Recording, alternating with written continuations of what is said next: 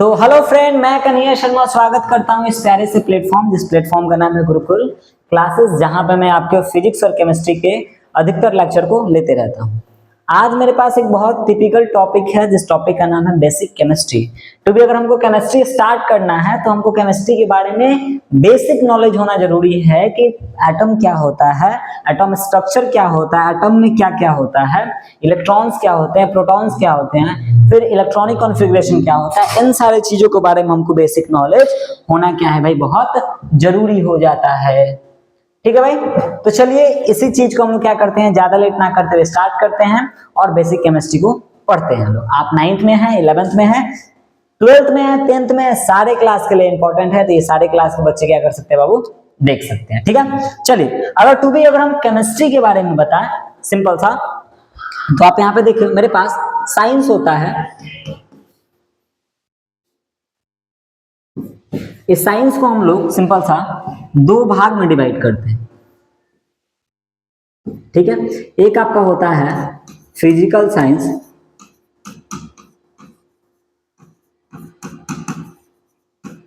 और एक आपका हो जाता है बायोलॉजिकल साइंस। ठीक है, जो भी है स्पेलिंग थोड़ा देख लीजिएगा, bio LOGY spelling biological science. ठीक है बाबू, अब बहुत सारे लोग को पता होगा कि भाई साइंस 3 प्रकार का होता है, फिजिक्स, केमिस्ट्री, बायोलॉजी, बट ऐसा नहीं होता है। साइंस मात्र 2 ही प्रकार का होता है, एक आपका होता है फिजिकल साइंस और एक होता है आपका बायोलॉजिकल साइंस। फिजिकल साइंस क्या होता है बुआ? फिजिकल साइंस का मतलब होता है सिंपल सा, आप किसी निर्जीव चीज के बारे में पढ़ रहे हो, नॉन लिविंग थिंग्स के बारे में पढ़ रहे हो। जैसे आप इस बोर्ड के बारे में पढ़ोगे, कैसे बोर्ड काम कर रहा है, आप ग्रेविटी के बारे में पढ़ोगे, आप फोर्स के बारे में पढ़ोगे, आप जैसे जितनी सारी निर्जीव चीजों के बारे में पढ़ोगे वो किस में आ जाएगा बाबू आपका, वो आ जाएगा आपका फिजिकल साइंस में, निर्जीव चीज के बारे में। और सेम इसी तरह अगर आप सजीव चीज के बारे में पढ़ रहे हो, पेड़ पौधा के बारे में, इंसान के बारे में, आंतरी, लीवर, किडनी, जाइलम, फ्लोएम, ये सब के बारे में अगर आप पढ़ रहे हो तो आपका किस में चला जाएगा भाई, बायोलॉजिकल साइंस में। फिर हम लोग क्या करते हैं, लोग इस फिजिकल साइंस को 2 पार्ट में तोड़ते हैं लोग। सबसे पहले आपका आता है फिजिक्स और फिर आपका आता है केमिस्ट्री। ठीक है भाई, तब इसी केमिस्ट्री को क्या करने वाले हैं बाबू, पढ़ने वाले हैं। चलिए ज्यादा ना बात को करते हुए इस टॉपिक को क्या करते हैं वो स्टार्ट करते हैं। तो हम लोग पढ़ने वाले हैं बेसिक केमिस्ट्री। तो सबसे पहले हेडिंग लगाएंगे लोग सबसे ऊपर, बेसिक केमिस्ट्री। बेसिक केमिस्ट्री, ठीक है बुआ, चलिए हम लोग यही पढ़ने वाले हैं। तो भी इस बात को रिकॉर्ड करते हैं लोग और इसको समझते हैं लोग क्या होता है। देखिए बेसिक केमिस्ट्री में तो भी हमको सबसे पहले पढ़ना है एटम के बारे में, क्योंकि सारी केमिस्ट्री स्टार्ट ही होता है कहां से बुआ, एटम से। आप 9th में हो, 11th में हो, 12th में हो, 10th में हो, कोई भी चीज स्टार्ट होगा वो स्टार्ट कहां से होता है, एटम से होता है। तो सबसे पहले हम लोग किसके बारे में पढ़ेंगे बुआ, सबसे पहले पढ़ेंगे लोग एटम के बारे में। एटम बोले तो एटम को हिंदी में बोलते हैं लोग परमाणु। परमाणु, एटम को हिंदी में क्या बोलते हैं बुआ, परमाणु बोलते हैं। अब सवाल मेरा आखिर ये है कि भैया परमाणु होता क्या है। सवाल ये है कि परमाणु होता क्या है। तो इस बात को आपको बताते हैं। हमारे भारत में बहुत, अभी आपको पता होगा कि भैया परमाणु को खोज जिन्होंने किया था उनका नाम था जॉन डाल्टन। नाम क्या था बुआ, जॉन डाल्टन, इनका नाम था जॉन डाल्टन, सिंपल सा। बट बाबू अगर आपको बात बताएं तो हमारे भारत में इनसे भी पहले एक साइंटिस्ट यानी ऋषि आए थे और उनका नाम था महर्षि कणाद। महर्षि कणाद उनका नाम था, महर्षि कणाद। अब थोड़ा समझाते हैं। महर्षि कणाद ने एक शब्द का निजात किया और उस शब्द का नाम था परमाणु। परमाणु, सिंपल सा। और इन्होंने जो शब्द दिया उसका नाम था परमाणु। एक्चुअली इन्होंने परमाणु नहीं दिया था, इन्होंने एटम नाम दिया था। ठीक है, एटम। तो आप देखो ये दोनों चीजें हमको लगभग सिमिलर के जैसा लग रहा है, मतलब सेम अप्रोक्सीमेट सेम दिख रहा है। यहाँ भैया परमाणु परमाणु लगभग दोनों क्या है भैया, एक ही चीज है। परमाणु या परमाणु लगभग क्या है जी, एक ही चीज है। सही में इन दोनों ने ही एक ही डेफिनेशन दिया। परस का मतलब होता है सबसे सूक्ष्म, और मानुष का अर्थ होता है जिसका टुकड़ा या भाग नहीं किया जा सकता है। यानी सिंपल सा इनके हिसाब से देखिए तो इनका डेफिनेशन था जिसको तोड़ा या जिसका टुकड़ा नहीं किया जा सकता, जिसका टुकड़ा नहीं किया जा सके, नहीं किया जा सके। तो किसके हिसाब से? महर्षि कणाद के हिसाब से। ठीक है बुआ, तो महर्षि कणाद ने बोला कि परमाणु उसको बोलते हैं जिसका हम लोग टुकड़ा नहीं कर सकते। और आपको पता होगा कि मॉडल जो केमिस्ट्री चल रहा है, मॉडर्न केमिस्ट्री, उसमें सिंपल सा इन्होंने भी परमाणु के बारे में वही बात बोला कि किसी पदार्थ का सबसे सूक्ष्म भाग जिसको हम और काट या तोड़ नहीं सकते उसको क्या बोलते हैं? एटम बोलते हैं। एग्जांपल आप समझो, आपको एक लड्डू दिया गया और लड्डू का आपने पहले 2 पार्ट में तोड़ा, फिर उस 2 पार्ट को और 4 पार्ट में तोड़ा, तोड़ते गए, इतना आपने तोड़ दिया कि आप उसको और काट या तोड़ ही नहीं सकते हैं। यानी आपने उसके सबसे सूक्ष्म भाग को प्राप्त कर लिया है। तो जो सबसे सूक्ष्म भाग होता है उसको हम लोग क्या बोलते हैं बाबा? परमाणु बोलते हैं। ये बात किसने बोला था भाई? John Dalton. जॉन डाल्टन ने क्या बोला? किसी पदार्थ का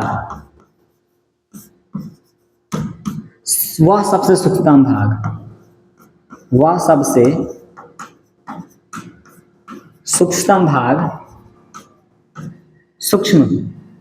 सूक्ष्मतम भाग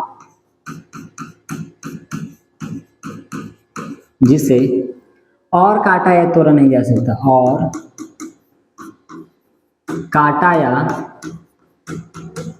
तोड़ा ना जा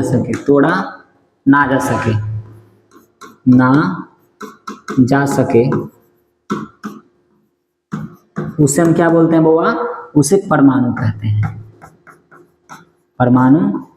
हैं। ये बात किन्होंने बोली बुआ?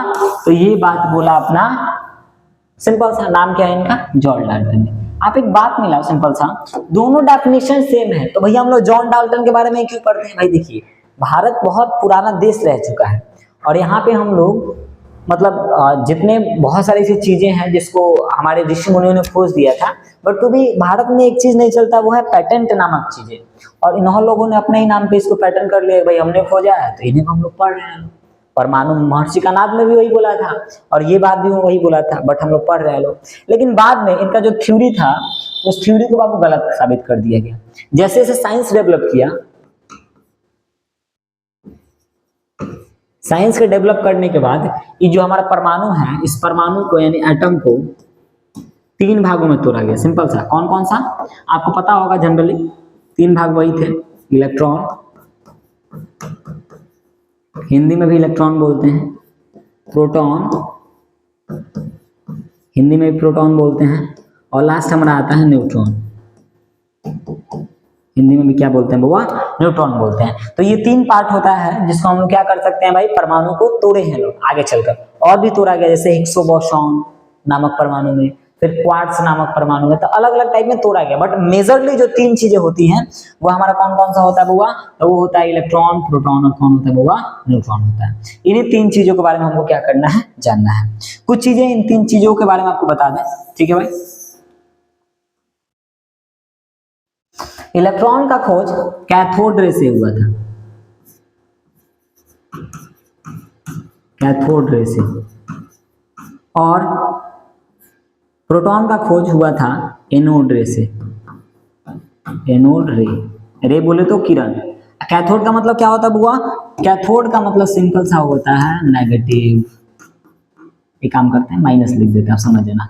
और एनोड का मतलब क्या होता है बुआ? पॉजिटिव। तो इलेक्ट्रॉन पे इसलिए हमारा कौन सा चार्ज होता है बुआ? इसका चार्ज होता है E माइनस, और प्रोटॉन को लिखते हैं P प्लस से। न्यूट्रॉन पे कोई चार्ज नहीं होता है, न्यूट्रल होता है सिंपल सा।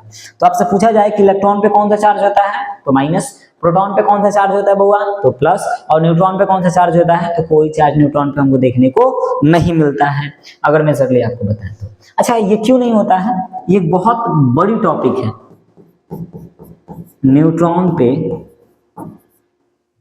न्यूट्रॉन पे कोई चार्ज, आवेश क्यों नहीं होता है? ये एक बहुत विस्तृत टॉपिक है, तो इस टॉपिक पे बाद में बात किया जाएगा, नहीं तो हमारा पूरा क्लास इसी में निकल जाएगा। ठीक है बुआ, इसको देखा जाएगा, इसको मतलब आप यूट्यूब पे भी देख सकते हो या हम खुद एक वीडियोस बना के इसको क्या कर देंगे बुआ, एक्सप्लेन कर देंगे। बट अभी आप जानो कि हमारे पास तीन मेजरली चीजें हैं, इलेक्ट्रॉन, प्रोटॉन और न्यूट्रॉन। इलेक्ट्रॉन के पास माइनस चार्ज, प्रोटॉन के पास प्लस चार्ज और न्यूट्रॉन के पास कौन सा चार्ज होता है बुआ, हमारे पास वही, आपका कोई चार्ज नहीं होता। अब अगर हम दोनों पे चार्ज का बात करते हैं कि भैया सब पे कितना चार्ज होता है, एक काम करते हैं, उससे पहले इसको हम नीचे कर देते हैं। काम की चीजें हैं तो ये काम की चीजों को काम के साथ रखना चाहिए। चलिए देखिए ध्यान से, इधर अजय बुआ, इलेक्ट्रॉन पे जो चार्ज होता है वो होता है माइनस का 1.6 इंटू 10⁻⁻19 कूलम। ठीक है, और देखिए हर परमाणु में इलेक्ट्रॉन और प्रोटॉन की संख्या समान होती है, मतलब जितना चार्ज इलेक्ट्रॉन पे होता है सेम उतना चार्ज प्रोटॉन पे होता है। बस डिफरेंट क्या है, इलेक्ट्रॉन पे माइनस चार्ज होता है और प्रोटॉन पे कौन सा चार्ज होता है बुआ, प्लस चार्ज। यानी इसके पास वही चार्ज होगा बट किसमें होगा बुआ, प्लस में होगा।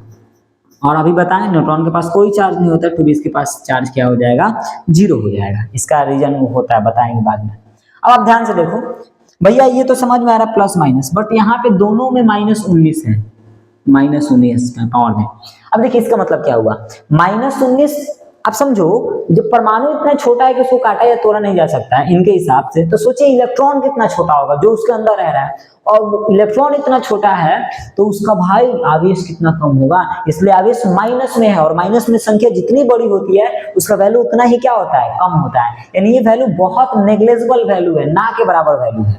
ठीक है, अगर हम इसके भार का बात करते हैं, यानी भार बोले तो वजन का बात करते हैं, तो याद रखिएगा इलेक्ट्रॉन का वजन होता है 9.1 इंटू 10⁻31 kg। केजी में बता रहे हैं, ग्राम में भी नहीं बता रहे हैं। प्रोटॉन का होता है 1.61 इंटू 10⁻27 kg, और जितना प्रोटॉन का वजन होता है वही सेम वजन किसका होता है बुआ, न्यूट्रॉन का। ठीक है, अब आप एक बात बताओ, यहाँ पे हम लोगों ने जितना वजन लिखा है तो भी सबको किस में लिखा है, केजी में। अगर हम चाहें तो इसको ग्राम में कन्वर्ट कर सकते हैं, कैसे होगा ध्यान से देखिए। चलिए आइए इधर देखते हैं लोग। अगर भैया मेरे पास इस वजन को बात करते हैं 9.1 इंटू 10⁻31 kg है। अगर इस kg को हमको ग्राम में चेंज करना है हम लोग कैसे चेंज करेंगे, सिंपल सी बात है। यहाँ पे देखिए तो 9.1 इंटू 10⁻31, किसी भी केजी को ग्राम में चेंज करने के लिए 1000 से क्या कर देते हैं लोग, गुना कर देते हैं लोग, क्योंकि ये बन जाएगा हमारा 9.1 इंटू 10⁻31। अब एक बात बताइए, 1000 को क्या लिख सकते हैं, 10 गुने 10 गुने 10, मतलब 3 बार 10, यानी 10⁻3। जब आधार सेम होता है तो पावर आपस में जुड़ जाता है, यानी ये बन जाएगा 9.1 इंटू 10⁻28 ग्राम। पूछेंगे ग्राम में इलेक्ट्रॉन का वजन कितना होता है, आपको याद रखना है कितना होता है बउआ, तो भैया 9.1 इंटू 10 पावर कितना हो जाएगा बउआ, -28 ग्राम। तो ये तो इलेक्ट्रॉन का हो गया। अब प्रोटॉन और न्यूट्रॉन का देख लेते हैं भैया। तो प्रोटॉन और न्यूट्रॉन को यहाँ पे देख लीजिए, प्रोटॉन का कितना है, तो प्रोटॉन पे है भैया 1.6 इंटू 10 के पावर कितना, 10 के पावर 19, सॉरी 10 के पावर 27, और इसको ग्राम में चेंज करना है तो 10 के पावर 3 से गुना, तो सिंपल सा ये हो जाएगा 1.6 इंटू 10 के पावर -24 ग्राम। तो ये किसका निकल गया बउआ, तो ये निकल गया आपका प्रोटॉन का वजन। किसमें, तो ग्राम में और केजी में हम लोगों ने दोनों को निकाल दिया। अब इससे आपको बहुत सारा क्वेश्चन बनता सकता है, पहले पढ़ा देते हैं, टाइम बचा तो हम इस पे क्वेश्चन भी क्या कर देंगे बउआ, करा देंगे। इस बात को याद रखना है। ऐसा नहीं है कि हम केवल थ्योरी पढ़ाते हैं, जिस प्रकार से थ्योरी हम पढ़ाते हैं सेम उसी टाइप से बढ़िया बढ़िया न्यूमेरिकल IIT जे लेवल का क्वेश्चन करा देते। सर आपका नहीं IIT में गए भाई, कुछ दिक्कत है, मेरा 12th में मार्क्स कम है। ठीक है भाई, इधर आइए। तो ये कुछ कारण है जो यहाँ पे हम क्या कर दे, एक्सप्लेन कर दिए। अब थोड़ा कुछ इंपॉर्टेंस बात करते हैं, ठीक है बुआ। चलिए, परमाणु में आखिर क्या क्या होता है,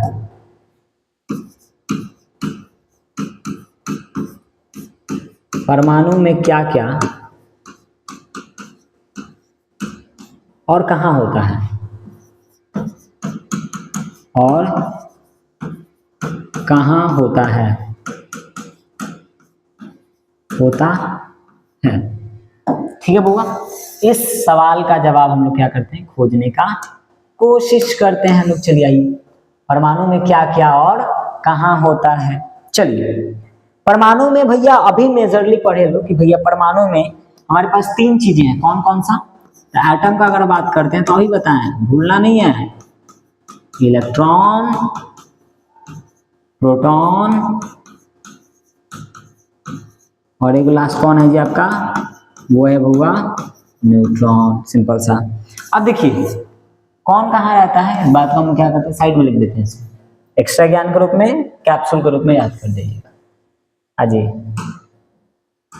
सही कर दें, 1 मिनट, थोड़ा मोटा दिखे। चलिए ये तीन चीजें हमारे पास मेजरली क्या पाई जा रही है, वो हमारे एटम में पाई जाती है। अब यहाँ पे क्या होता है भाई, सुनिए ध्यान से। यहाँ पे हमारे पास परमाणु में दो चीजें होती है, एक होता है कक्ष और एक होता है आपका नाभिक। एक होता है कक्ष और एक होता है क्या हुआ, नाभिक। अगर हम बताएं तो कक्ष में हमारा पाया जाता है इलेक्ट्रॉन और इस नाभिक में पाया जाता है प्रोटॉन और प्लस में न्यूट्रॉन। अब एक बात आप ध्यान में समझना, समझिए, हर परमाणु उदासीन होता है, ये बात हमेशा याद रखना है। हर परमाणु क्या होता है बुआ, उदासीन होता है। ये क्या हो गया, अच्छा, हर परमाणु क्या होता है, उदासीन। यहाँ पे उदासीन का मतलब क्या, हर परमाणु में जितना इलेक्ट्रॉन होता है उतना प्रोटॉन होता है, लिख देते हैं। हर परमाणु उदासीन होता है, उदासीन होता है मतलब इलेक्ट्रॉन की संख्या बराबर प्रोटॉन, प्रोटॉन की संख्या। मतलब जैसे कोई भी, जैसे एग्जांपल हम सोडियम मान लेते हैं, तो सोडियम में इलेक्ट्रॉन कितना होगा, तो 11, और प्रोटॉन भी कितना होगा बुआ, 11 ही होगा। सिंपल सा बात की याद रखिए, यानी जितना प्लस उतना माइनस। तो ये एक उदासीन हो जाता है, न्यूट्रल हो जाता है, ये प्लस माइनस को आपस में कैंसिल कर दे रहा है। तो ये बात को हमेशा याद रखना है। तो देखिए नाभिक कहाँ रहता है, इलेक्ट्रॉन में, और नाभिक में कौन रहता है, तो प्रोटॉन और न्यूट्रॉन, और कक्ष में कौन रहता है बुआ, तो कक्ष में हमारा पाया जाता है भैया इलेक्ट्रॉन पाया जाता है। अब देखिए परमाणु का जो संरचना होता है कुछ इस टाइप से होता है, बीच में आपका होता है नाभिक, और नाभिक के बाहर पाए जाते हैं कक्ष। इस टाइप से 7 कक्षक होती है, वो पढ़ेंगे, ठीक है। एक हो गया, इसी टाइप से 7 होता है टोटल, हम बना देते हैं। आप लोग थोड़ा एडजस्ट कीजिए, 1 मिनट टाइम दीजिए हमको थोड़ा। चलिए फिर इस तरीके से 2 होता है। हम तो यहाँ पे बहुत सारी चीजें एक्सप्लेन करेंगे, तो स्ट्रक्चर को ध्यान से देखना है। फिर आपका 3 हो जाएगा, इधर आइए, ऐसे करके टोटल का वो होगा 7 को। चलिए फिर 4 हो जाएगा,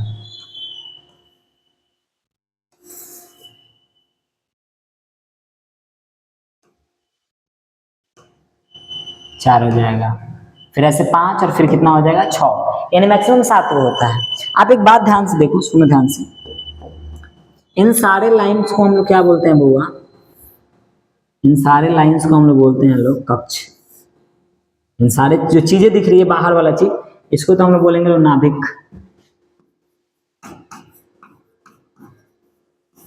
और इसको बोलते हैं लोग हम लोग क्या बोलते हैं लोग कक्ष। सिंपल सा।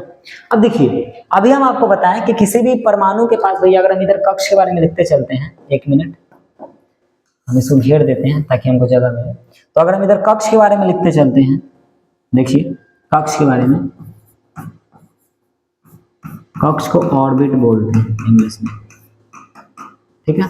तो कक्ष के बारे में हम इधर लिखते चलते हैं, जो जो जानकारी कक्ष के बारे में है उसको हम इधर इन्फॉर्म करते चलते हैं। चलिए अभी पढ़ लो भैया, किसी भी परमाणु में मैक्सिमम कक्ष कितना रहता है बुआ, तो 7 रहता है। मैक्सिमम ऑर्बिट वो कितना होता है बुआ, 7 होता है, और उसको नाम देते हैं लोग KLMNOPQ, KLMNOPQ। देखिए इस टाइप से ये हमारे पास 7 कक्षक है।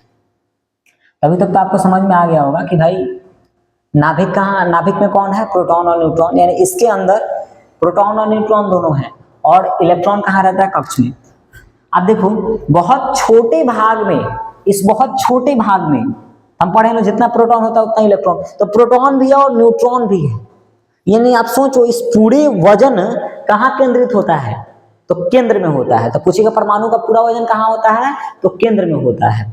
इलेक्ट्रॉन का आप वजन देखो, बताते हैं आपको, इलेक्ट्रॉन का वजन कम होता है, उस पर चर्चा करेंगे, बट यहाँ पर जो आपको समझा रहा है उसमें देखिए यहाँ पे क्या होता है बुआ, यहाँ पे सिंपल सा एक कॉन्सेप्ट है कि देखिए प्रोटॉन और न्यूट्रॉन नाभिक में है और इलेक्ट्रॉन घूम रहा है उतना बार कक्षक में।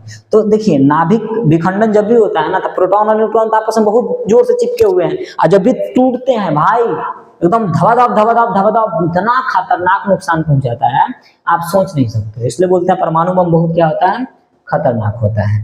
तो ये सारी चीजें यहाँ पे बता दी। अच्छा हाँ, कुछ इंपॉर्टेंट बात आप देखिए,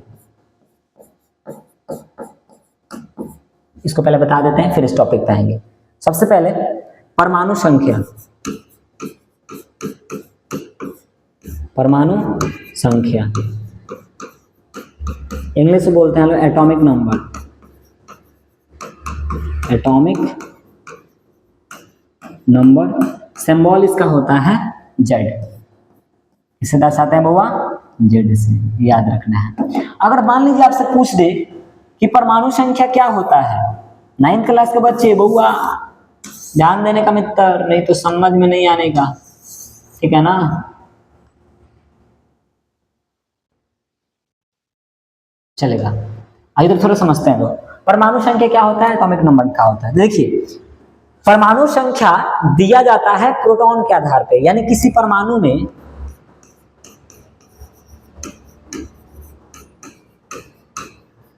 परमाणु में उपस्थित प्रोटॉन की संख्या, उपस्थित प्रोटॉन की संख्या, प्रोटॉन की संख्या को परमाणु संख्या कहते हैं। परमाणु संख्या कहते हैं। चलिए अब आप समझिए कैसे। जैसे एग्जाम्पल, इधर आइए, जैसे हमारे पास भाई देखिए, जैसे हमारे पास सबसे मेरा फेवरेट जो एलिमेंट है उसका नाम है सोडियम। तो ये मेरे को बहुत पसंद है, आप लोगों को क्या पसंद है वो आप देख लेना। चलिए ये मेरे पास सोडियम है, क्या है बुआ, सोडियम। आपको पता है भैया सोडियम का परमाणु संख्या कितना है, 11 है। तो याद रखना है जितना परमाणु संख्या उतना इलेक्ट्रॉन, और जितना इलेक्ट्रॉन उतना क्या होता है बुआ, प्रोटॉन होता है। एक उदासीन परमाणु में, उदासीन परमाणु में सिंपल सा जितना इलेक्ट्रॉन होता है उतना प्रोटॉन, और जितना प्रोटॉन उतना परमाणु संख्या होता है। तो भैया अभी तो पढ़े लोग कि प्रोटॉन को हम लोग किसके अनुसार देते हैं लोग, तो परमाणु संख्या किसके अनुसार, तो प्रोटॉन के आधार पे। तो प्रोटॉन का परमाणु संख्या कितना है, 11, मतलब इसमें प्रोटॉन भी 11 होगा और इलेक्ट्रॉन भी कितना होगा बुआ, 11 होगा। वो आपके दिमाग में एक सवाल चल रहा होगा, भैया ठीक है कोई बात ना, जब इलेक्ट्रॉन और प्रोटॉन बराबर है तो हम प्रोटॉन के आधार पे काहे दिए हैं, इलेक्ट्रॉन भी तो 11 है ना, तो हम इलेक्ट्रॉन के आधार पर भी दे सकते हैं। गलत जवाब, सुनिए क्यों भैया, क्योंकि परमाणु में जो प्रोटॉन होते हैं वो कहाँ होता है, नाभिक में, और नाभिक बल प्रोटॉन और न्यूट्रॉन को पकड़ के रखता है, हिल ही नहीं पाता है। तो जो भी प्रोटॉन होता है क्या होता है बुआ, प्रोटॉन होता है, प्लस न्यूट्रॉन होता है, वो गतिशील नहीं होता है, यानी गति नहीं कर पाते हैं, यानी ये अगतिशील होते हैं, अगतिशील होते हैं, अगतिशील होते हैं। क्यों, तो परमाणु का जो नाभिक होता है वो बहुत जोर से पकड़ के बैठ जाता है। क्या समझे मित्र, वही है यहाँ पे। और भैया वही जो अपना इलेक्ट्रॉन है वो क्या होता है, गतिशील होता है, यानी गति करता रहता है।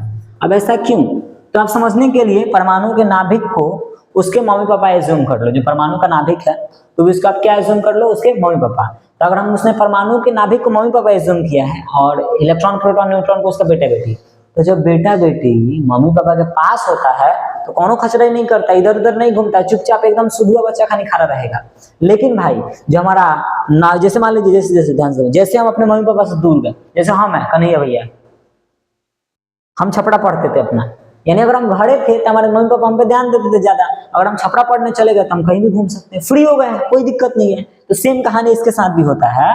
देखिए यहाँ पे सिंपल सा, प्रोटॉन और न्यूट्रॉन नाभिक में है, नाभिक में है मतलब नाभिक उसको पकड़ के रखा है, जाने नहीं देगा, और इलेक्ट्रॉन तो दूर है, दूर है मतलब प्रभाव कम है, प्रभाव कम है तो ले घूम रहा है, गोल गोल गोल गोल घूम रहा है, इसलिए इलेक्ट्रॉन गति करता है। तो इलेक्ट्रॉन निकल भी सकता है, इलेक्ट्रॉन निकल भी सकता है और घट भी सकता है, बढ़ भी सकता है, इसलिए हम लोग इलेक्ट्रॉन के आधार पे नहीं देते हैं लोग। यानी सवाल बन सकता है कि परमाणु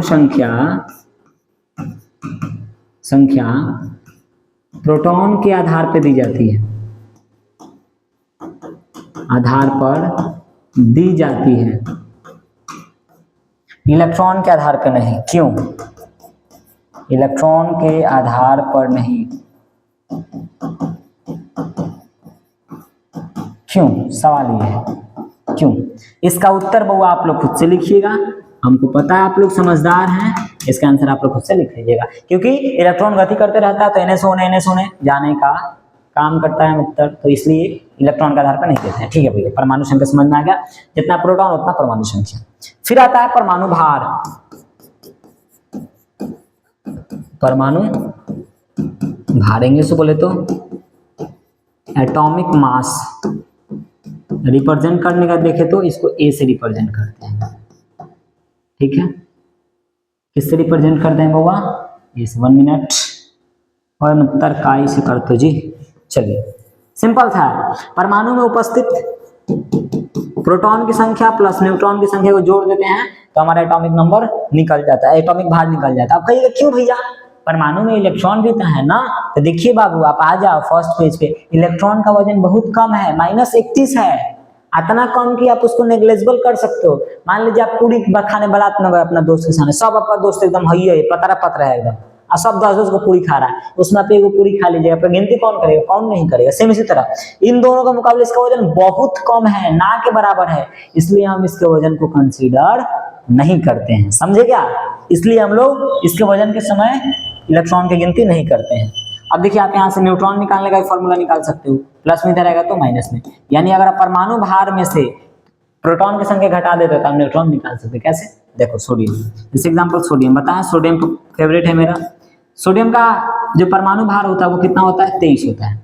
11 है, मतलब इसमें प्रोटॉन कितना होगा? वो 11 होगा। अब हम पूछते हैं न्यूट्रॉन कितना होगा, सिंपल सा पढ़े लो, A-P, ए कितना है? 23, P कितना है? 11, इसमें प्रोटॉन कितना होगा बुआ? सॉरी न्यूट्रॉन कितना हो जाएगा? 12 हो जाएगा। तो इस टाइप से हम किसी परमाणु में न्यूट्रॉन की संख्या को क्या कर सकते हैं बुआ? निकाल सकते हैं। ठीक है, अब आगे, जब हम बिना रुके बोल रहे हैं, बिना रुके पढ़ा रहे हैं, तो आपकी भी पढ़ने की इच्छा होनी चाहिए। ठीक है भाई, चलिए इधर आते हैं अपने टॉपिक पे। भैया हम लोग पढ़े थे लोग कक्ष के बारे में। कक्ष होता है, नाभिक होता है, नाभिक में प्रोटॉन और न्यूट्रॉन रहता है, और कक्ष में क्या रहता है? इलेक्ट्रॉन रहता है। अब देखिए इलेक्ट्रॉन गोल गोल घूमता रहता है।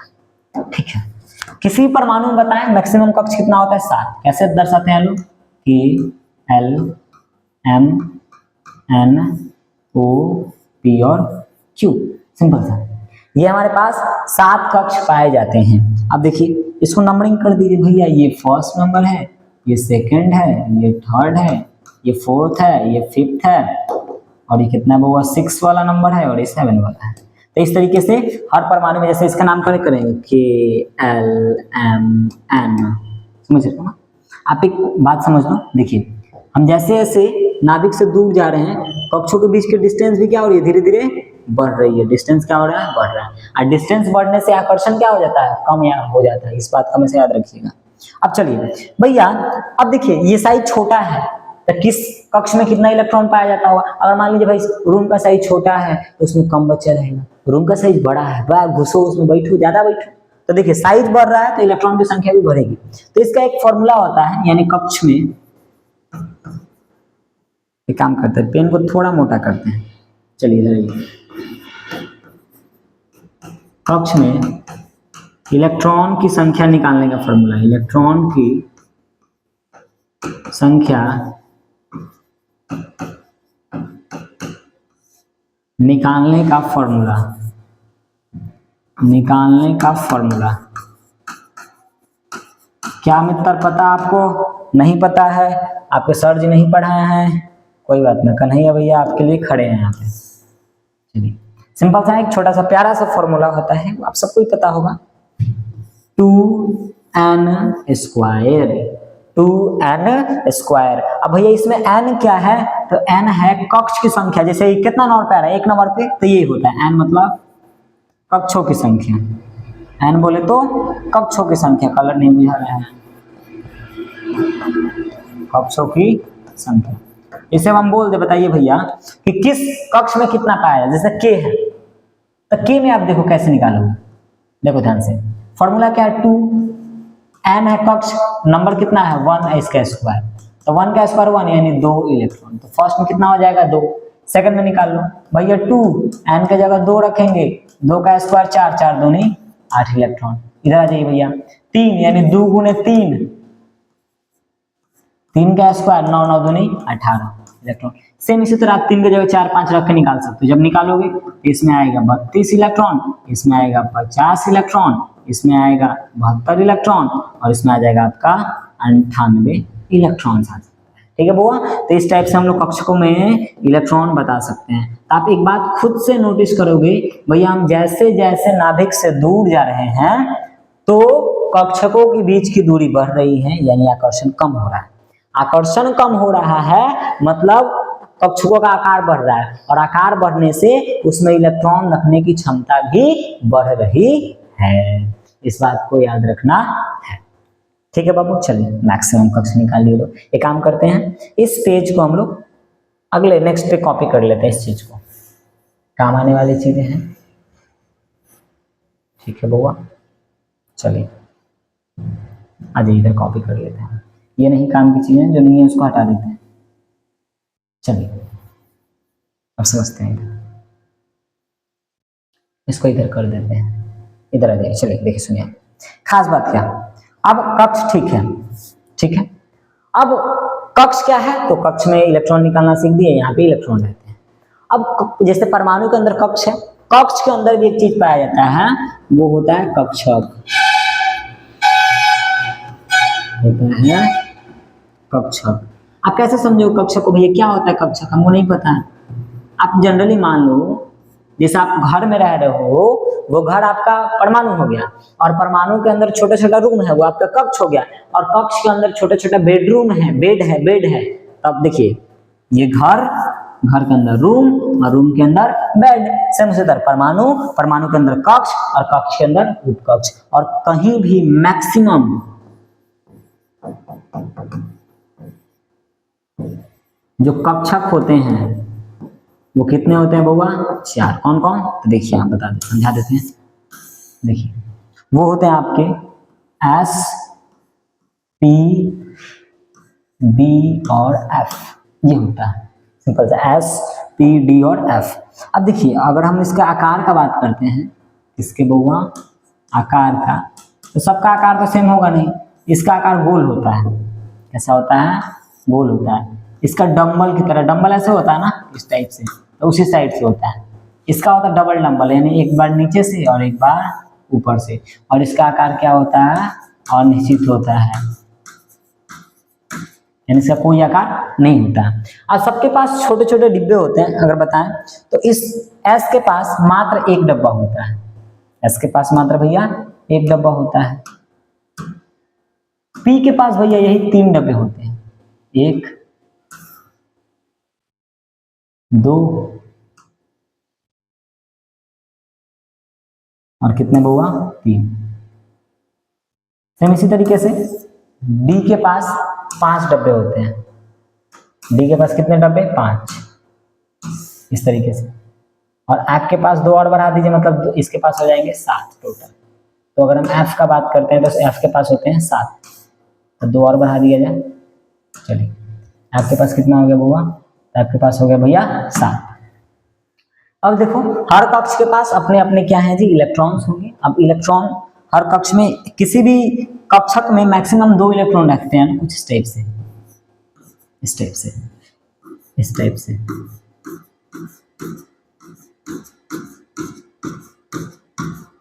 ये इलेक्ट्रॉन सजाने का तरीका है कक्षकों में। अगर आप गलती कर दिए तो गलती हो जाएगा। इन्हें आप एक बात मिला, अगर आप ऐसा लिख दोगे गलत है, ऐसा लिख दोगे गलत है। ये भैया देखे हैं लोग कहाँ कहाँ, फोन में देखे हैं लोग, डाटा का निशान होता है, हाँ वैसे ही होता है, सेम टू सेम। अब आप एक बात से समझो, देखो कक्षकों के बारे में, कक्षकों के बारे में खास बात क्या है, कक्षकों के बारे में खास बात ये है, क्या खास बात है कि भैया कक्ष, आप देखो किसी कक्ष में आधा इलेक्ट्रॉन हो या पूरा इलेक्ट्रॉन, लिख देते हैं पहले। किसी कक्ष में कोई कक्ष जैसे नहीं, आधा भरा कक्ष, आधा भरा या पूरा भरा कक्षक ज्यादा अस्थायी होता है, ज्यादा अस्थायी होता है अपूर्ण भरे कक्षक से, अपूर्ण भरे कक्षक से। आप कैसे समझ सकते हैं ना, आप समझे, देखिए जैसे भैया एस है तो एस में एक रहेगा फिर भी खुश है, और एस के पास दो रहेगा फिर भी क्या है, एस क्या है जी, खुश है। इसमें भी खुश है और इसमें भी क्या है, खुश है। दोनों स्थिति में क्या है बुआ, खुश है। अब देखो तो भैया लेकिन समझ में नहीं आ रहा, मजा नहीं आ रहा, क्या आप पढ़ा रहे हैं, ऐसे समझो। देखो जैसे यहाँ पे आपको समझ में आएगा, देखिए एक मकान मालिक है जिसके पास 3 रूम है। एक एक बच्चा आया और सबको इसने क्या किया, पहला बच्चा आया पहला रूम दे दिया, दूसरा बच्चा आया दूसरा को दे दिया, तीसरा बच्चा आया तीसरा को दे दिया। ठीक है, यहाँ सब क्या है बउआ, सब खुश हैं। हाँ भाई, अकेले अकेले हैं, सब क्या है, खुश है। लेकिन अब हुआ क्या, जैसे चौथा बच्चा आया, तब क्या हुआ मित्र, देखिए चौथा बच्चा के आने से सिंपल सा, अब मालिक क्या करेगा, किसी एक ही रूम में रखेगा। ऐसा तो है नहीं कि सबको,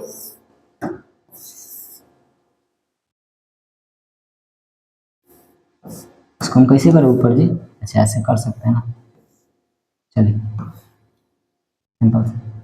देखिए जैसे चौथा लड़का आया तो मकाल मनी करेगा कि देख बेटा तुम क्या करो, इसमें रह जा। अब देखिए क्या होगा, ये तो पूरा नहीं भरा है, ये आधा था, ये तो पूरा नहीं है, ना आधा है ना पूरा है। अब हई दोनों कहेगा देख भाई हमने को दोनों आदमी एक एक रूम में रहा था नहीं सन, हऊ साला दोनों बारन सन वो अलग अलग रूम में रह लो, तो ये दोनों जाके इससे क्या करेगा, झगड़ा करेगा। झगड़ा करने का मतलब उन लोग की अस्थायित्व क्या होगी, खत्म। लेकिन थर्ड केस में क्या हुआ, थर्ड केस में हुआ क्या, मालिक ने सब में दू को लेके रख दिया, ले अब कर झगड़ा कर, कौन से करेगा, अब कौन से मतलब नहीं रहेगा, सब में दू है तो सब खुश है। तब पूरा है फिर भी खुश है और आधा है फिर भी खुश है। अब पूर्ण कोशिश करते हैं कि ना रहे, देखिए वैसे रहता है, लेकिन हम कोशिश करते हैं कि अगर पूरा कर सकते हैं तो पूरा लिख दें। ठीक है बाबू, तो ये चीज आपको याद रखना है कक्षा के बारे में। अब यहां से हम लोग सीखने वाले हैं लोग इलेक्ट्रॉनिक विन्यास। इसको मिटा देते हैं और यहाँ पे लिखते हैं लोग इलेक्ट्रॉनिक विन्यास। ठीक है बाबू, चलिए समझते हैं इलेक्ट्रॉनिक विन्यास कैसे लिखते हैं।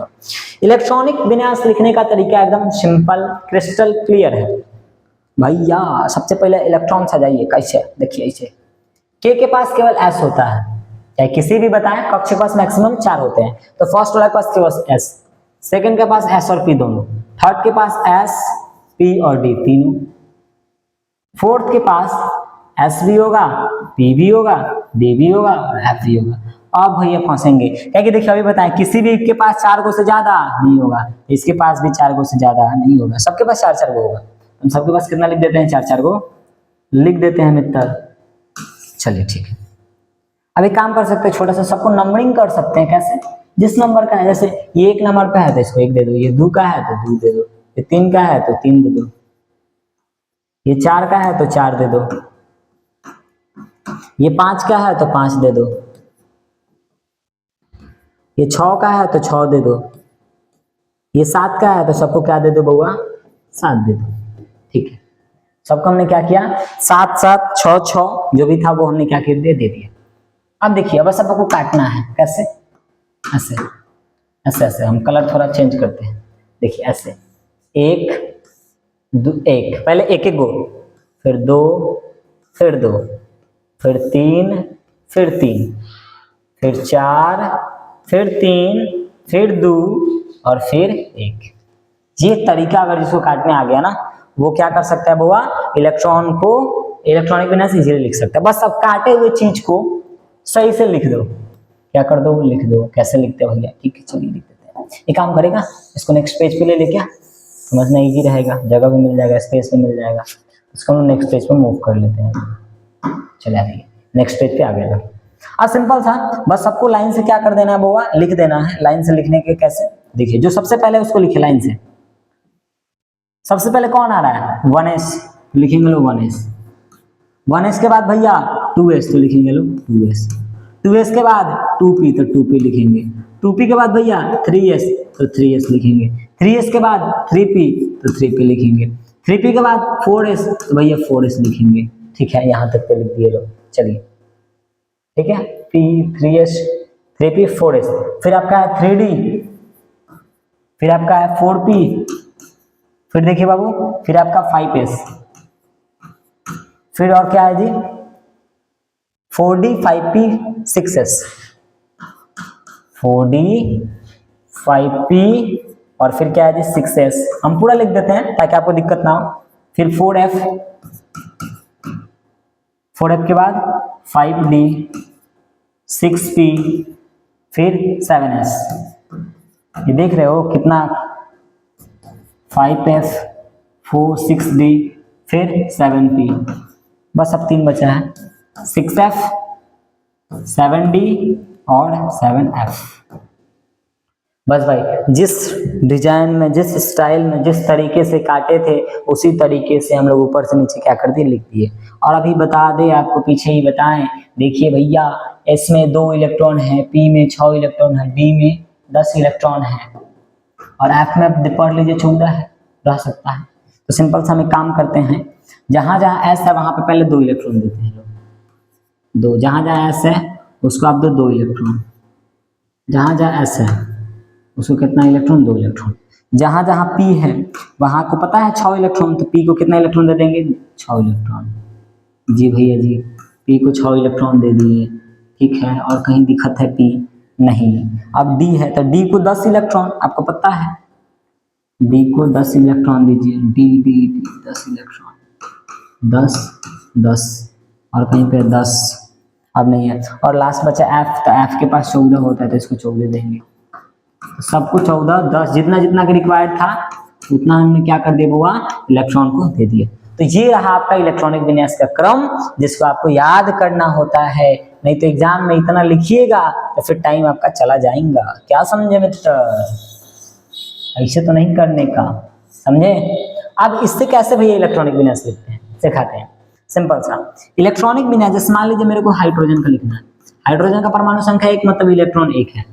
अब देखिए अगला में तब तक नहीं जाएंगे जब तक पिछला भार ना जाए पूरी तरीके से। जैसे सबसे पहले लिख रहे हैं 1s, कितना इलेक्ट्रॉन है, 1, खुश है। हीलियम का लिखिए 2, तो भैया 1s2, बस 2 को मिलना चाहिए, 2 को मिल गया। लिथियम में आई तो लिथियम का 1s2, भैया लिथियम का तो 3 होता है तो 1s2 लिख दिए। एक और चाहिए तब अगला में कूदेंगे तो लिखेंगे 2s, 2 लिखेंगे नहीं, 1 चाहिए तो 1। कार्बन का 6 का लिखिए 1s2 2s2, भैया 2 2 4 हो गया। अब तो खत्म हो गया, 6 चाहिए तो अब P में कूदेंगे तो हो जाएगा 2p2। तो इस तरीके से आप इलेक्ट्रॉनिक विन्यास लिख सकते हैं। लेकिन हाँ कुछ कुछ खास इलेक्ट्रॉनिक विन्यास जैसे सिलिकॉन का है, देखिए इसका लिखते हैं 14 होता है तो 1s2 2s2 2p6 3s2 और 3p आप जोड़ लो, 2 2 10 10 2 12, अब 12 12 12 2 14।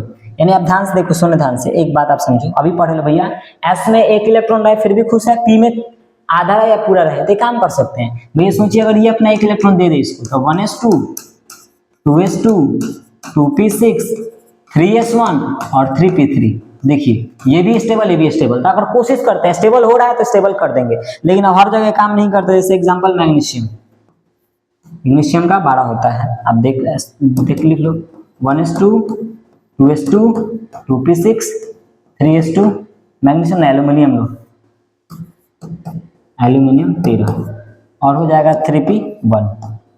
अब मेरे को बात बताओ, अगर p इसको दे भी दे एक इलेक्ट्रॉन, ऐसे यहाँ से एक इलेक्ट्रॉन दे भी दे तो क्या हो जाएगा 3s1 और 3p2। s तो ठीक है लेकिन p खुश नहीं हुआ है, तो ऐसा तभी करेंगे जब खुश हो रहा है, अगला नहीं हो रहा तो फिर हम उसको क्या कर देते हैं, छोड़ देते हैं। तो ये कुछ बहुत ही basic knowledge to be chemistry के लिए था। तो मिलते हैं हम लोग नेक्स्ट क्लास में, ये सारे क्लास के लिए लागू है। तो मिलते हैं हम लोग नेक्स्ट क्लास में, तब के लिए सबको जय हिंद जय भारत।